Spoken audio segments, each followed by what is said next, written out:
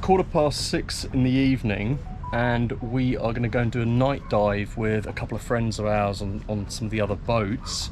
And apparently tonight, it's 4 days after full moon, and the coral produces this bioluminescence, and apparently it's like Avatar. We've been doing some Googling, and they're actually called ostracods. So on the internet, for any diver that's interested in diving in Bonaire, it's watching the ostracods glow in Bonaire. A full days after full moon, a phenomena happens underwater in the Caribbean Sea. This is something every scuba diver should experience once in his life, and it's meant to be very romantic.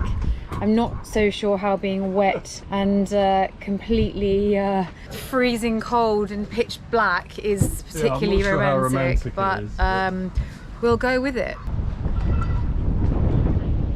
Are you going mining? Yeah, potholing.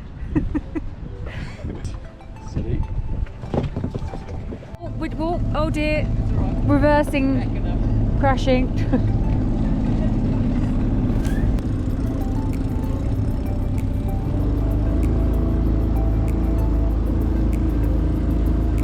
This is our first ever night dive and in convoy. We got a thumbs up. I'm not sure what that means, whether that's good luck or I'm not sure what.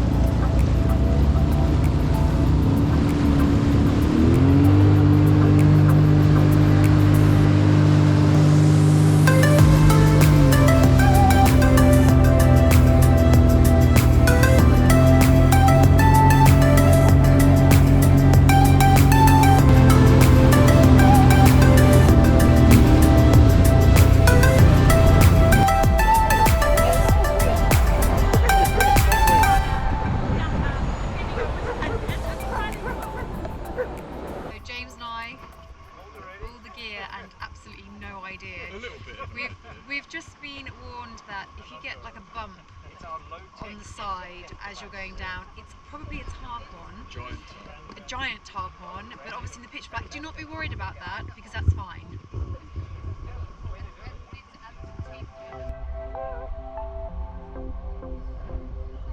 Thanks guys, you're in the back here as well. We wanted romance, and this, ladies and gentlemen, is your romance. Lovely. Just say sperm. Even if we don't see a luminous sperm, I think the sunset's worth coming here. Yeah, it's stunning. To be fair, we haven't actually seen a sunset like this ever. It's absolutely amazing. How deep is it here? I reckon where we are right now, I think it's probably about 20-30 foot. Oh, okay. Is the name Bond? James Bond. Who are you after tonight, James Bond? Pussy galore. Should we go down?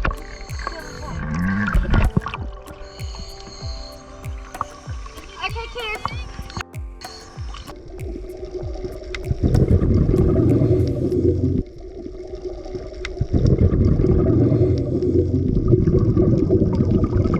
We just got back from our night dive and it was quite exhilarating.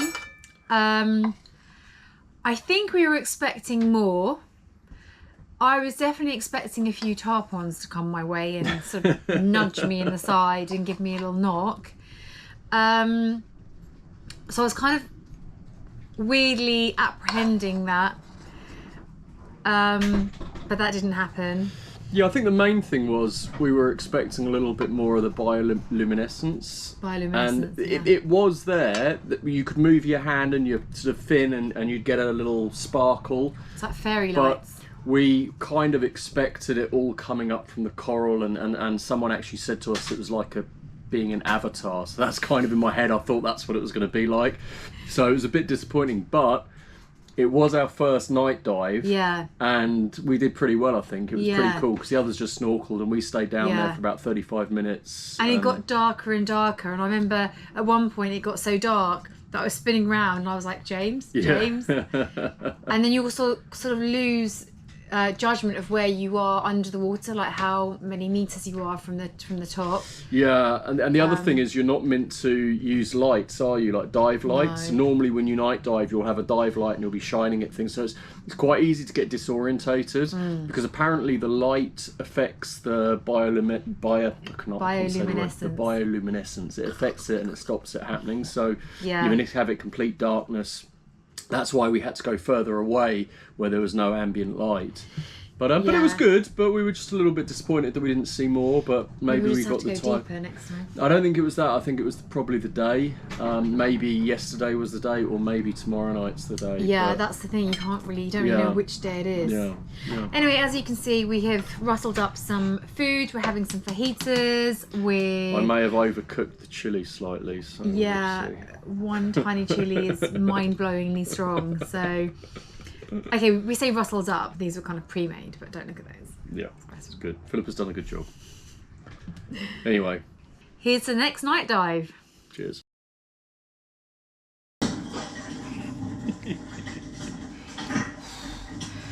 We weren't really concentrating. I think we put too many chilies in the chicken. We put like a quarter of a chili in. Who'd have thought South American chilies were strong? Yeah. Burning.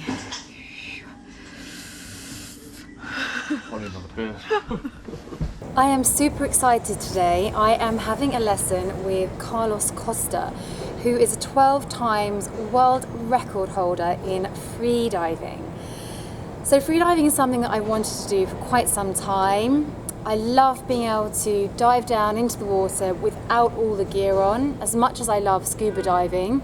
Now, some of you might remember that I have a little bit of a bet going on with James from Sailing Zingaro. So the last time I saw him at Christmas, he said, "Girl, next time I see you, you better be getting down to 10 meters. Sorry, that was a really bad American accent. Now, I was told by a few people that if I really wanted to free dive, that I should be doing it with somebody professional. And who better to do it with than Carlos Coste? The reason being is that obviously you have to swim down, hold your breath long enough, and also to be able to make sure you've got enough breath to come back up to the surface. And I've been told that it's a lot more technical than you think. And I'm not really too sure what to expect today, but I know there's some exercise involved to start with, which that floats my boat. Love a bit of exercise first. And then I think there's some breathing exercises, some shallow water type exercises, and then into the actual free diving. Carlos is really proud of all of his dives, but two of his most memorable dives, he told me, were possibly the one in Nice, which is actually the home of freediving, where he achieved 105 meters in constant weight discipline. Now, he's since gone on to supersede his own world record. He's actually reached 116 meters. Another one was in the Cenote Caves in Mexico, where he reached 150 meters in horizontal freediving. 150 meters, holding your breath, absolutely mind-blowing. Anyway, I better go because I'm going to be late, and the last thing I want to be is late for a world record champion.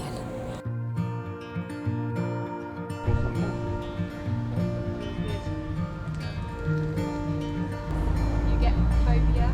Yeah, this is just idea.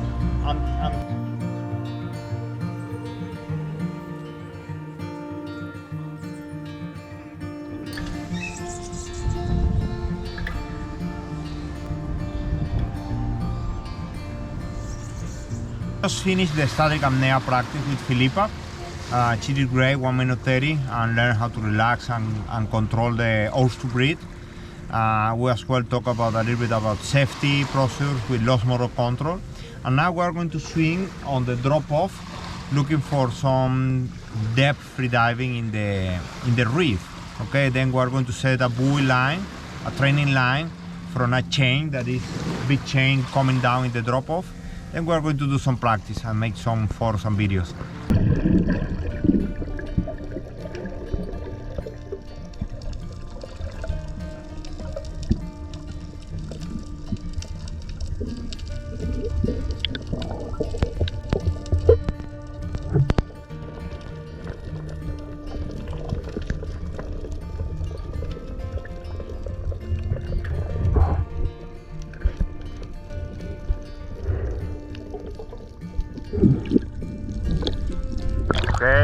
Raise the buoy. Grab the buoy. Come on. So how was it? Oh my goodness, it was absolutely amazing. Was it? It's probably one of the best things I've ever done. Really? Yeah. So how far did you go? So I dived to 8 Yeah. meters. Carlos and I did a COVID. Well done, congratulations. I actually forgot to breathe when I came up and he was like, breathe first, then we can celebrate. And what, do you reckon you could have gone deeper? I could definitely do 10, if not more. Well, that was the bet with James, wasn't it? 10 That's the meters. bet So with James. Now I know how to breathe properly. Yeah, Carlos, he was absolutely amazing. Anyone wanting to free dive here in Bonaire, he was just perfect from beginning to end, and we had lots of fun doing it. So yeah, wicked. And he called you. He called you a free diver. I was a free diver already. He said you're doing so well. He said I could practically call you a free diver. Oh, that's amazing.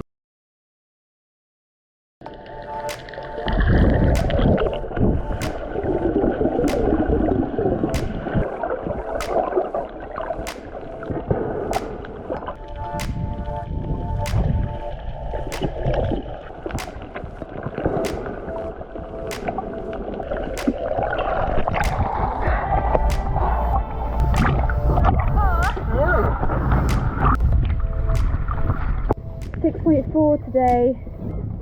Yeah, not so pleased with that record.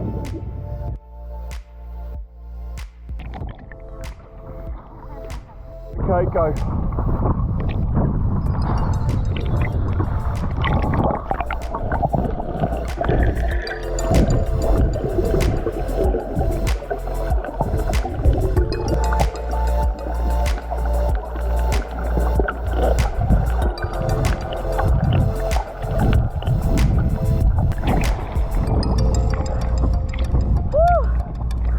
Woohoo! 8.4 meters, my record to date. James Ngaro, I'm catching up with you.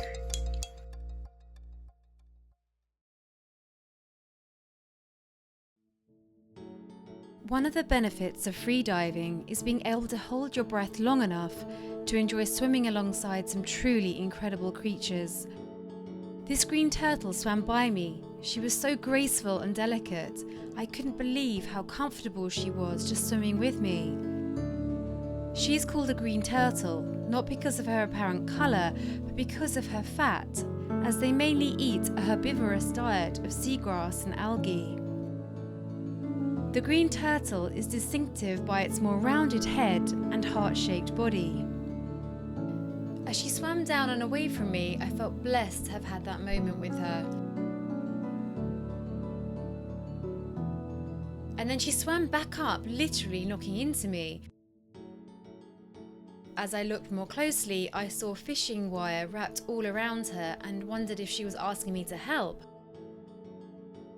I made several attempts to free her, but I was really worried that I was just frustrating her.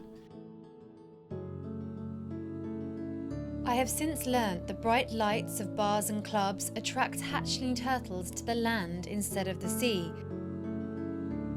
Their natural instinct is towards the sea, but become disorientated by the lights and reflections from the land.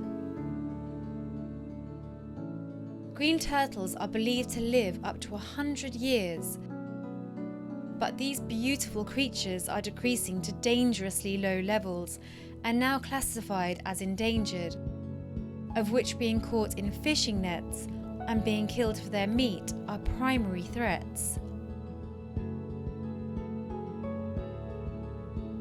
Because of all of these dangers, estimates say that possibly only 1 in 1,000 to 1 in 10,000 turtles actually survive.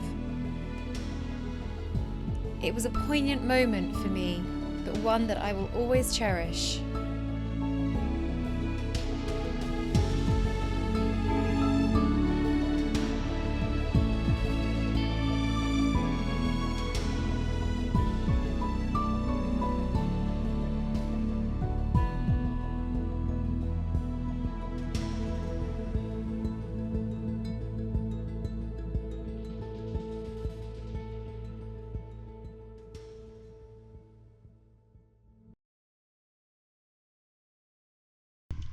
This is wonderful for a little bit of exercise, a little bit of emotional de-stress. Just don't bash a hole in your floor.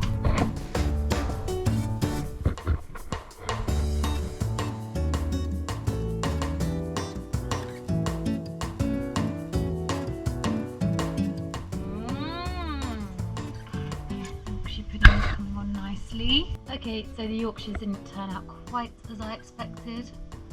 So I'm going to make Yorkshire shells with onion gravy inside. Happy Easter, everybody!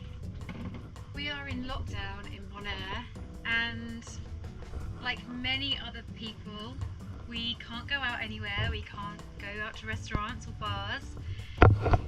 So we are confined to our boat, which obviously, as you know and as you can see, it's not the worst thing in the world, but it does get a little monotonous. We're mixing it up tonight because we have dressed up, as you can see. James has dressed up. I will show you his attire in a minute. And we're having Ryan and Sophie round for dinner as a little Easter break, if you like. So we're having a roast dinner and a little surprise for them. It's James in a shirt for the first time, looking very dapper.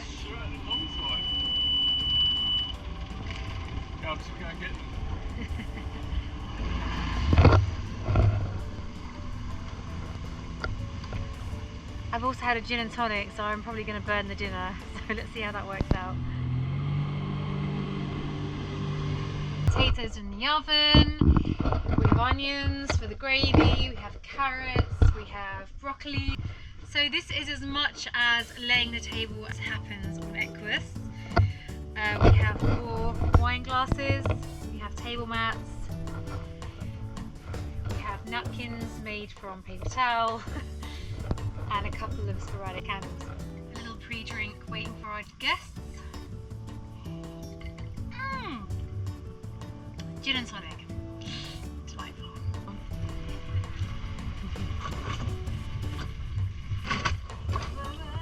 Hello! Who wants a drink? Can we just see that? Look at that sun. Wow. Oh my God. We haven't had a nice sunset in a long time. At least 2 days. Sunsets in Bonaire.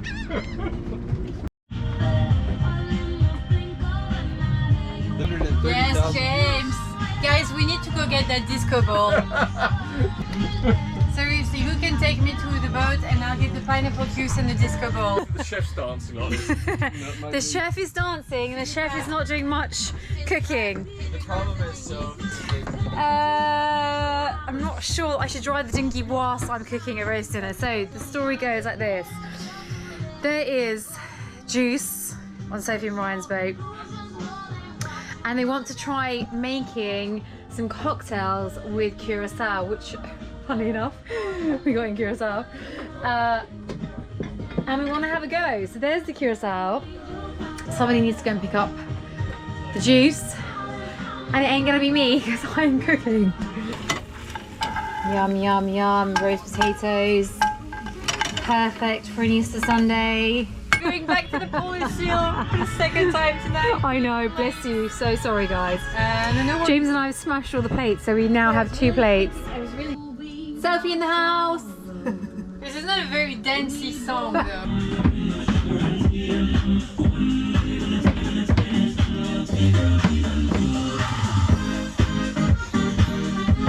You want me to DJ? Oh my God.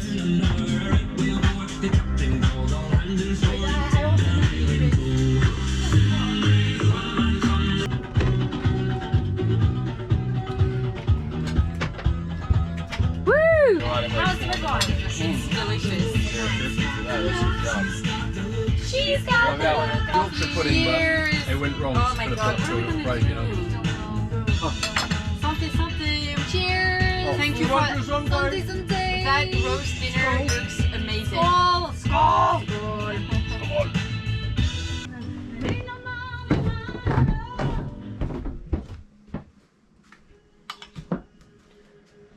Banoffee pie. Oh shit, yeah. this is almost like... Oh no. Oh. Oh no. Guys, this is not flies on your plate. What is this? What is this lovely stuff? This is. Whoa. It's a banoffee. Yes. Oh my god, it's a banoffee. With a twist. Oh my god. With a twist, what's this there? Oh. What's the twist, darling? You'll find out. The twist is a bit of chocolate on top.